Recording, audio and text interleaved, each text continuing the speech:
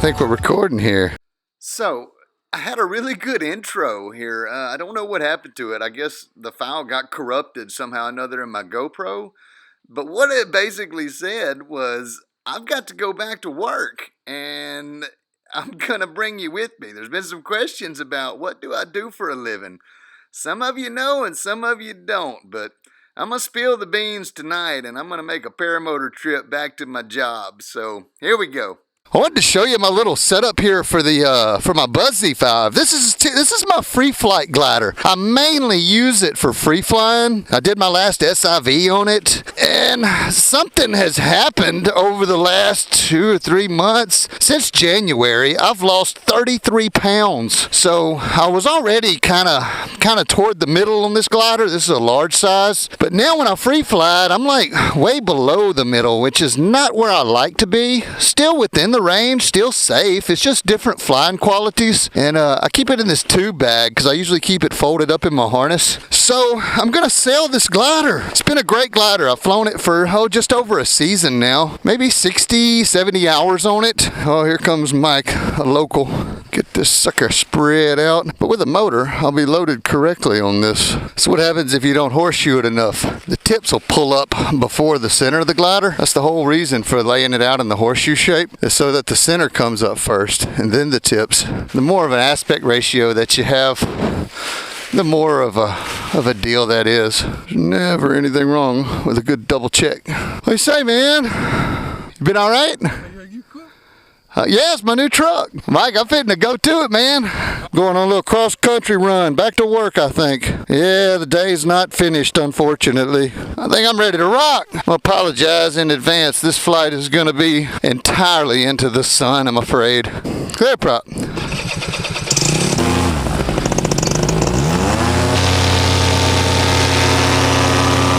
Man, it's a clear day today.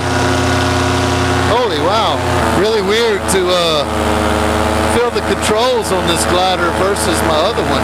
They're soft and kind of mushy. Hadn't flown this wing in a few months. Yeah, I think I'm just going to go hands off. It feels really, really nice tonight. I'm really kind of planning it so that it's a little later when I get there. There's a big parking lot out in front of my store, and I want the traffic to clear out. I don't want to break any laws by going over a congested area. It's a pretty wide open parking lot. Shouldn't have any issues. I don't want there to be like a bunch of random traffic rolling through there when I go to land. Yeah, the people in town, they get confused when I break out one of my different wings. They'll tell me, I saw somebody else flying the other day, Kyle. I feel like I'm floating. This is sort of what got me in love with the sport in the first place, is going really slow. Everything I flew up to before I got into paramotors was fast. You know, you take off at 80, you're cruising at 120 or more, the world just rockets by. When you're hanging out on one of these things, you know, you can check out the entire area. You can look at all the little intricacies of the trails and the creeks. And when you're in a big airplane, there's none of that. You just zoom, you're gone. You know, oh, a field, there was a field. Let's grab the toggles here, do a little maneuvering. Why not? Good Lord, I'm about to do big ears. Let's do some big ears, huh? Increase my descent rate. Now I'm finally coming down. Boy, this glider just wants to float and float and float. Yeah, I don't see any ripples on the water. That means the wind is like straight up kneel down low. Suits me. I let go of big ears and boom, they popped out. This is really pretty fun. Super duper slow motion. What's up? Woo! I see he's got fish in here all the time. He just pulls over and goes fishing for a minute. That's white and green. That means it's a lighted land airport. Yeah, I know this is making a fantastic video looking out into the sun and everything. So sorry about that, but my direction of travel was west. Oh yeah, they're having a ball game. That's great. I'm gonna get down lower so they don't see me as quickly. Damn, I'm gonna be going by real slow too. That kind of sucks. It's just as hard for me looking into the sun as it is for you guys looking through the camera. Yeah, decreased visibility is a real issue, safety issue. You want to cover that sun up and do a scan from time to time and make sure there's no airplanes coming your way. Man, I just can't lose any altitude with this. I'm just floating along. All right, let's see if we can't get down a little bit. Take a wrap. See if I can get a good grip on this thing.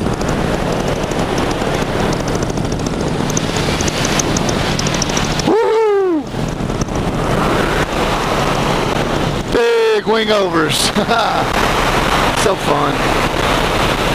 Yeah, the way I've got to get to town, I don't want to go over any congested areas, so it's sort of like a around and back and forth kind of thing. Just trying to keep it safe and legal, and always leave myself a proper out. I don't want to shed any bad light on the sport. Although if those kids are looking at me, I think I already am. I really feel bad about it, but they're just going to have to share the world with me. Oh, sorry, T-ballers. So sorry. Game's probably on hold because of me. I know there's a power line that goes across right here at the get and go. Okay, I got it in sight. Once I go over this power line, I can really get down low. Sweet. They can't see me anymore. Hiding behind the trees from the T-ballers. Oh yeah, the parking lot's like empty almost. That's where I work. That's where I'm fixing to land. South Main Mall. I got to make my approach so that I don't go over anything that's important. I think I'm gonna land right up there on that grass.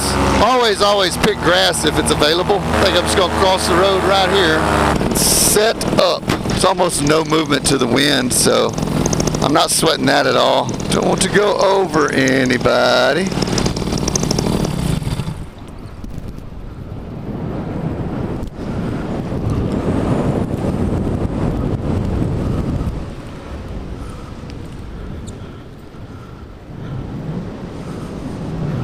Right out here in the grass, just like I wanted. Pull the old glider down. Yeah, perfect. Flew to work, how about that? Or flew back to work. Lord knows I put in some hours today. So what does Kyle do? What does Kyle do at the mall? Man, that's a tricky question. Do I work at the clothing store? I don't know. Do I work at the bowling alley or the Dollar General? No. You will find out momentarily. What's up, guys? Oh, you just sort of run into the sky with it. All right. So, where do I work? At the Piggly Wiggly? Maybe it's the shoe store. No, I'm the local jeweler. Psych! I'm just kidding. I'm the pharmacist. I'm the town pharmacist. I work here at the mall pharmacy and gifts. Me and my brother run this store. Dad started it 30-something years ago, and we all made pharmacists, and we serve the town and surrounding area of Spring Hill, Louisiana. And we've got a compounding lab, also do compounding in here, and I've got a hospice patient that needs some inhalable morphine. Get to make some fun stuff tonight, to make some inhalable morphine for somebody who really needs it. I believe it was the first time I've ever brought a paramotor into the store. Yeah, this is me. I gotta time this right, because I gotta turn the alarm off when I open the door. I know what you're thinking. It seems all glamorous and all to be a pharmacist, but in actuality, it's a real buttload of paperwork. Every single thing has to be accounted for correctly. It's kind of a pain in the neck sometimes, but you know, I like my job. It gets me, it keeps the bills paid, keeps me in the air, so.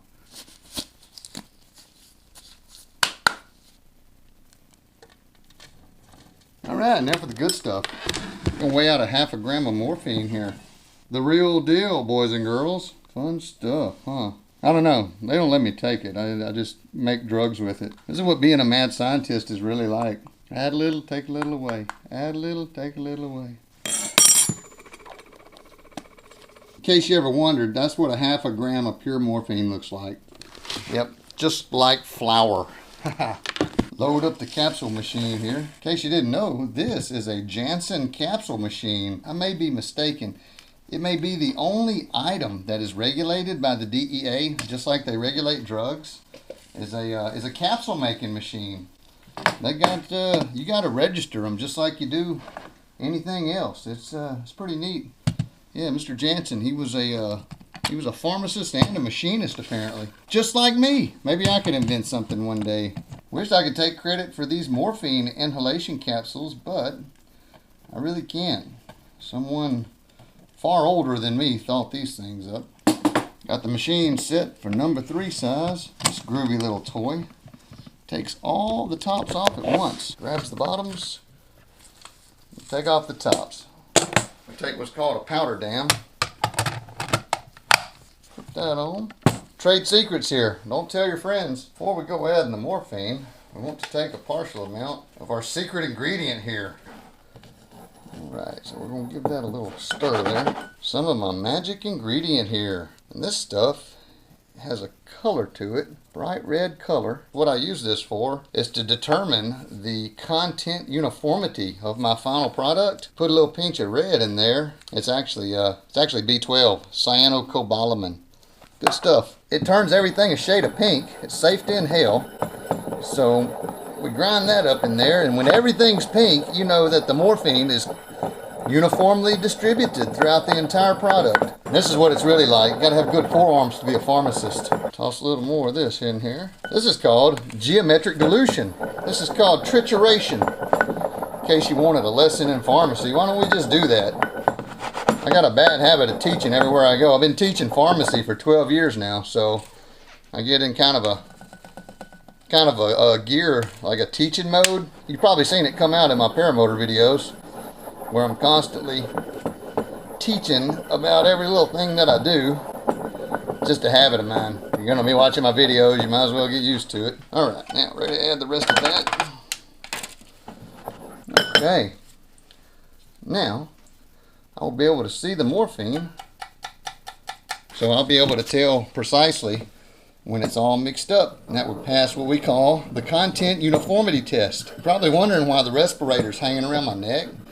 It's because this doesn't make a lot of dust, but when I get over here to the capsule machine, that does. So I'm going to put it on when I go to make the capsules, but this actual trituration process with this particular formula is not too bad. It doesn't fog the air up like some stuff. Also, these ingredients, of course, they're made for inhalation, so it's not like it's going to be a big deal if I inhale a fraction of an amount.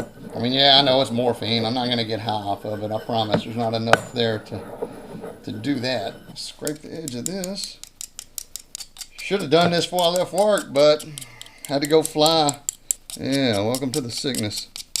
Ooh, come your father. See, now I got dust going everywhere. Doing this little action here. To the capsule machine we go. Can you see me now, boss? Add the morphine. I'm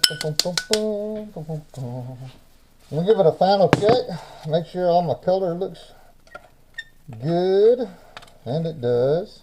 Here's where it gets exciting. Give it a little shake.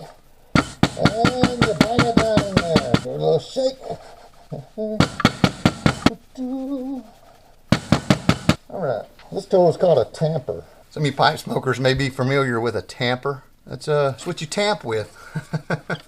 Sure, everybody's super curious about what goes on back here in the lab. This is it. Yeah, not near as glamorous as what you would think, huh?